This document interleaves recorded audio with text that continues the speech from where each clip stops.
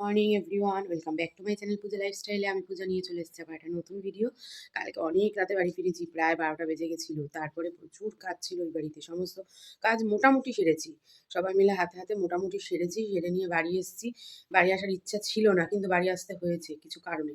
যাই হোক, কী আর বলবো বলো, কপালে না থাকলে যা হয় আর কি। তো এখন এসেছি সকালবেলা ঘুম থেকে, মানে চোখ আর খুলছে না, তাও ঘুম থেকে উঠতে উঠতে 7টা বেজে গেছে আজকে। হবে, কালকে এত খাটাখাটনি পড়েছে না, 7টা তো বাজবেই। তো সকালে ঘুম থেকে উঠে গণেশ চলে গেল ওই বাড়ি। ওই বাড়িতে ওই চেয়ার, ডেকোরেটরসের মাল, এই সমস্ত সব কিছু নেওয়ানেওয়ির ব্যাপার আছে। তারপর বাবা তো ডিউটি বেরোবে, বাবা সকাল সকাল বেরোবে, বোন ডিউটি যাবে, গণেশ যাবে, মানে সবাই ডিউটি বেরোবে। আমাদের বাড়ি কাজ হলে না এই এক জ্বালা, লোক কম আর অনুষ্ঠান করলে খুব অসুবিধা।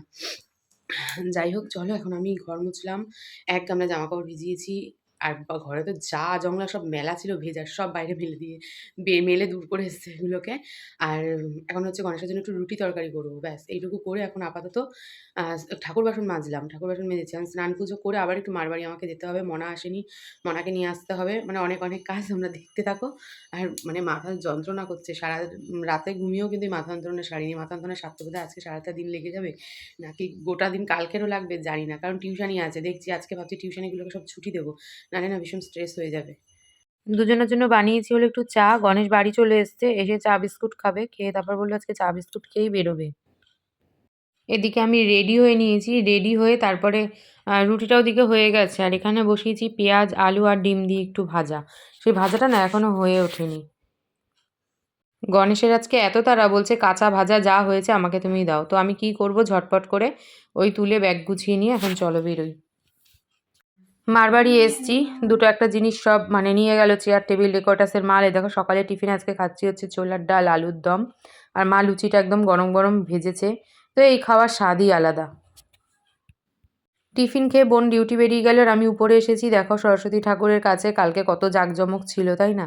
আজকে ঠাকুর একা, আজকে যেহেতু মঙ্গলবার, সেগুলো মানে ঘটফট এগুলোকে আর কিছু ফেলা হবে না। এগুলো বোন ধীরে সুস্থে বোনের মতন করে গোছাবে, কারণ আজকে আমি টুকটাক যা কাজ আছে সেগুলো সেরে বাড়ি চলে যাব। আমার আর একদম হাতে সময় হবে না আসার। মনার যেহেতু পরীক্ষা, মনার পরীক্ষা না থাকলে তবু হয়তো আসা হতো, কিন্তু এখন যেহেতু পরীক্ষা, তো এই কটা দিন আর এখন আপাতত আসছি না। তোমাদের সাথে শেয়ার করতে এলাম, দেখো একটা কি দারুণ ক্যাডবেরি মনাকে গিফট করেছে গণেশের ওই অফিস থেকে যারা এসছিল তারা। তো এই ক্যাডবেরি, সব থেকে বড় কথা হচ্ছে মনা ডেয়ারি মিল্ক খায় না, তবু মাকে একটু দিয়ে যাব, আর বাদ বাকিটুকু নিয়ে যাব। গণেশ খাক আমি খাই, যে খাই খেয়ে নেবো। আমিও দাঁতে ব্যথার জন্য এখন ক্যাডবেরি খেতে খুবই ভয় পাই। আর মার যোগা সেন্টার থেকে মাকে গিফট করেছে দেখো এই পুষ্পপত্রটা, খুবই সুন্দর, খুবই ভারী হয়েছে। এই পুষ্পপত্রটা আমি নিয়ে যাব, মা আমাকে দিয়েছে, বলেছে তুই নিয়ে যা। বাড়ি চলে এসেছি, আর মনাকে বলেছি তুই স্নান করে পুজো দে। সকালে আমি আর পুজো দিয়ে যাইনি, গণেশের সাথে বেরিয়েছি বলে তাড়াহুড়ো করে চলে গেছি, নাহলে আবার আমাকে খানিকটা হেঁটে যেতে হতো। গাড়ি পেলে কে আর হেঁটে যায় বলো, তো গাড়ি করে ছুটে লাগিয়েছিলাম। দুপুরবেলা বসিয়েছি, বাড়ি এসে গরম গরম আলু সেদ্ধ ভাত আর ডিমের অমলেট, এই হবে কিন্তু আজকে আমাদের লাঞ্চ। থেকে উঠেছি, উঠে প্রচুর জামা কাপড় দেখো পুরো এক টাল হয়ে রয়েছে। এই জামা কাপড় ভাঁজ করতে হবে, মারবাড়ি দিয়ে ব্যাগ নিয়ে এসে কাল খাটের উপর রেখেছি, খাটের উপরই রয়েছে, গোছাতে হবে। আরও আরেকটা গিফট পেয়েছি, সেটা তোমাদের সাথে শেয়ার করব। আর আরেকটা গিফট পেয়েছি একটা স্টোল, সেটা রয়েছে হচ্ছে মারবাড়িতে, ওটা হচ্ছে বোনের গিফট, ঠিক আছে, মানে বোনের জন্য ওটা। আর এখানে আরেকটা গিফট রয়েছে, এই গিফটটা তোমাদের দেখাবো। এই গিফটটা আমি নিয়ে এসেছি, খুব সুন্দর হয়েছে, ডাইনিং ক্লথ একটা, কালারটা খুব সুন্দর হয়েছে, তোমাকে দেখাবো। দাঁড়ানো, বসিয়েছি হচ্ছে চা। দুপুরবেলা মারবাড়ি দিয়ে বাড়ি এসে ওই যে ভাত খেয়ে ঘুমিয়েছি, আর সারা গা হাত পা চিবাচ্ছে। আজকে সব টিউশানিদের ছুটি দিয়ে দিয়েছি, প্রচণ্ড শরীর খারাপ লাগছে, এখন একটু ফ্রেশ লাগছে। একটু ঘুমের দরকার ছিল আর কি, যে ঘুমিয়েছি, এখন একটু শরীরটা ফ্রেশ লাগছে। চা বসিয়েছি, মনার আমি চা খাবো, চা খেয়ে মনা বসে যাবে সবার আগে পড়তে।